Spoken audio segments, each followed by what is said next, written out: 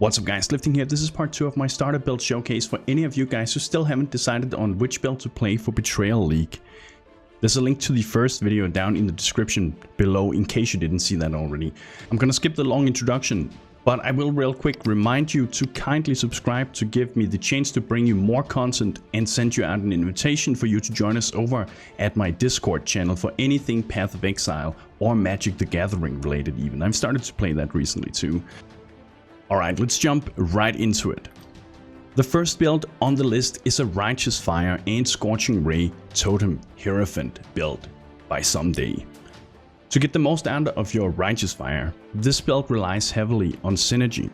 First of all, the Scorching Ray totems by themselves deal a ton of damage, but on top of that they also increase the damage of your Righteous Fire by reducing enemies' fire resistances. To further amplify your damage, you will also be proccing Elemental Equilibrium for an even greater reduction to enemy fire resistances, and you are of course also doing an occasional crit with the Orb of Storms, which then procs the fat Elemental Overload buff for even more damage. I've always loved Righteous Fire builds for two reasons. Number one is the amount of synergy you can achieve, like we're in part seeing here. The other reason is due to the core nature of Righteous Fire, which basically works so the more life you have, the more damage it deals. It's a really cool and very powerful mechanic. I have, however, always been a bit reluctant to showcase Righteous Fire builds as league starters, primarily due to the risk of people not understanding the mechanics and ending up burning themselves to death, but also because they have been rather meta for a long time, which can make certain items rather hard to obtain. Either way, that is not something you will have to worry about with this build. It's incredibly cheap to get it going, and as long as you take your time to learn the mechanics of Righteous Fire, then you are going to have a great time running this. Oh, and it might be worth knowing that GGG actually once featured this particular build in their Build of the Week video series, so pretty cool. That should vouch for it too. The second build on the list is a Ngamahu's Flame Consecrated Path Chieftain. What this does is basically to combine Consecrated Path with the Ngamahu's Flame Axe. With Ngamahu's you have a 20% chance to proc Molten Burst, a projectile attack that resembles the secondary part of Molten Strike and is scaled in a similar fashion too. This obviously enables you to deal more damage, get higher AoE, and one of the coolest things about Ngamahu's Flame is that due to the Molten Burst being an implicit active skill gem in the weapon, then links become unnecessary for support gems to work. Basically, a 6-socketed unlinked Ngamahu's is effectively the same as having it 6-linked, just without the crazy cost, you know. I recently got a chance to play around with Consecrated Path, and once you start getting a decent amount of attack speed, then it becomes a really fun skill to use that allows for some fast clear speed, while on top granting you tons of life regen via the, well, Consecrated Path effect that it leaves on the ground when you use it. And I do like my life regen, especially when overlapping. And that is another thing Kira's build can do exceptionally well, although I believe Kira recommends going with her Slayer version for that instead, if you want to play this build at least. If you don't like Consecrated Path, I believe it's also entirely possible to use this setup with Cyclone instead. Coming up third on the list is my very own Ancestral Warchief Totem champion Uber Lab Farmer. This build is probably one of the absolute best overall / general Uberlap farmers around, not just due to its Uberlapping potential, but also because that even on a rather modest budget, this build can take on any content the game has to offer, granted you have the skills to pull it off, of course. An inherent benefit to this build is also that if any future character you create is named something along the lines of Fatcock, then you're going to see success in every part of your life, swimming in ladies and currency, generated from lab of course, and the ladies are from, well, the women are from Russia, so yeah, that's always nice. This is always my number one go-to suggestion for anyone who wants to get started with Uberlapping, or as a recommendation to new players, as I am very confident that they are going to get a good chance at the game by following it. It is of course not the fastest map clearer, and there are without a doubt builds out there with a much higher power ceiling, but for the price that it takes to get this bad boy to the very end game or to do some very safe and fast superlab farming, there isn't lots of builds that can compete with this. And in Betrayal, this build even received a pretty substantial buff with the new additional Totem support gem being released. Not only is the extra Totem going to improve your clear speed and quality of life, but even for single target, this is a pretty significant damage boost. Go Warchief or go home. Oh, by the way, the Vol Ancestral version of Warchief is absolutely amazing too. The fourth build on the list is a Magic Find Caustic Arrow Raider. I realized I hadn't featured a Magic Find build in a while now, and neither had I checked out Caustic Arrow since it was buffed back in Delve, I believe it was. Or was it Incursion? Regardless, DankawSL build does an exceptional job at allowing you to reach high item rarity and quantity numbers without gimping your character too much, which often otherwise can be a bit tricky on regular bow users. With exceptions, of course. This is possible due to the way Caustic Arrow scales as you progress throughout the game.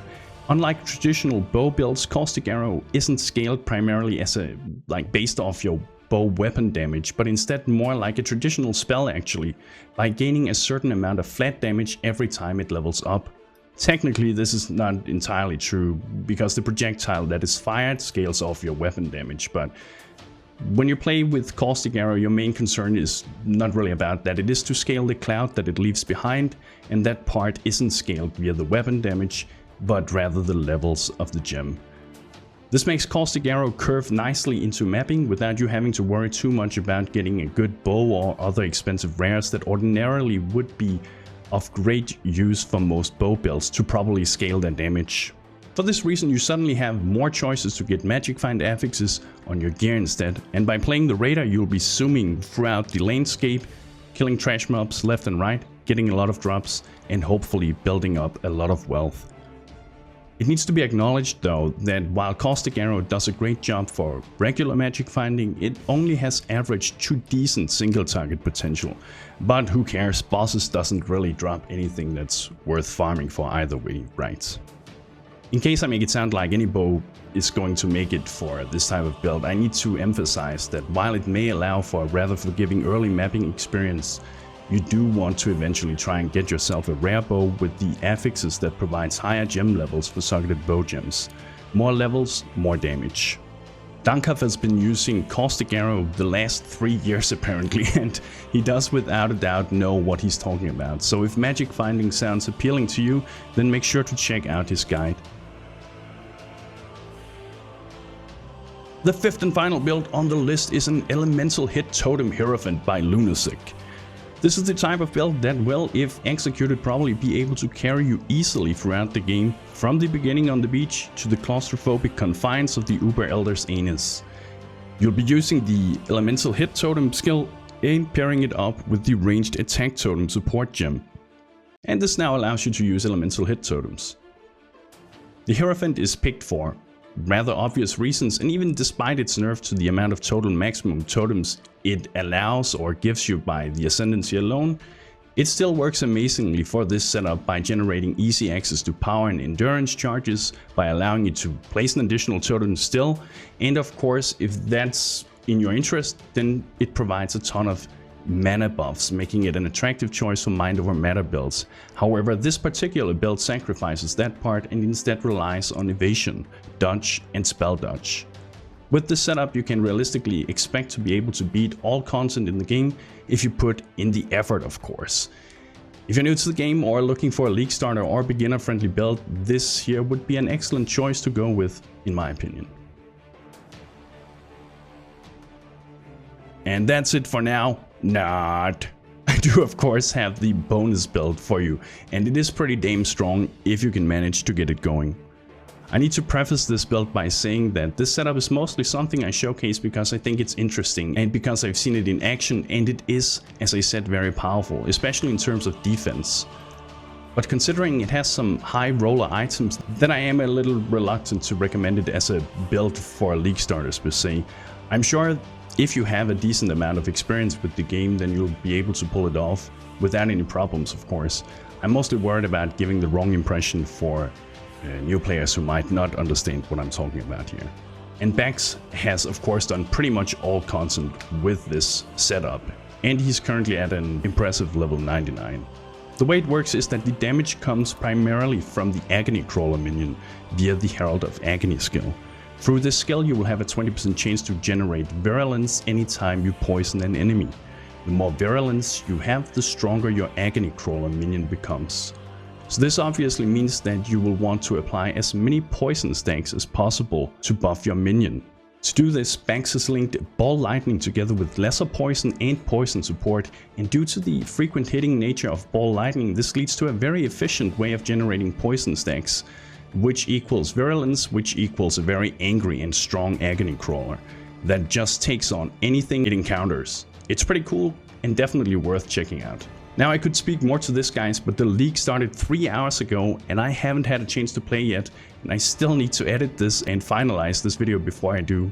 However, I did promise you that another video would be out, and I am of course going to live up to that promise. So I'm gonna end it for now. If you liked the video, then remember to subscribe for more.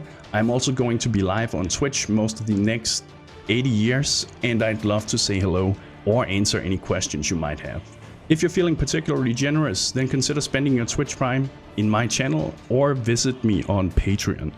I can't do this without your support, and I really appreciate everything you have helped me build so far.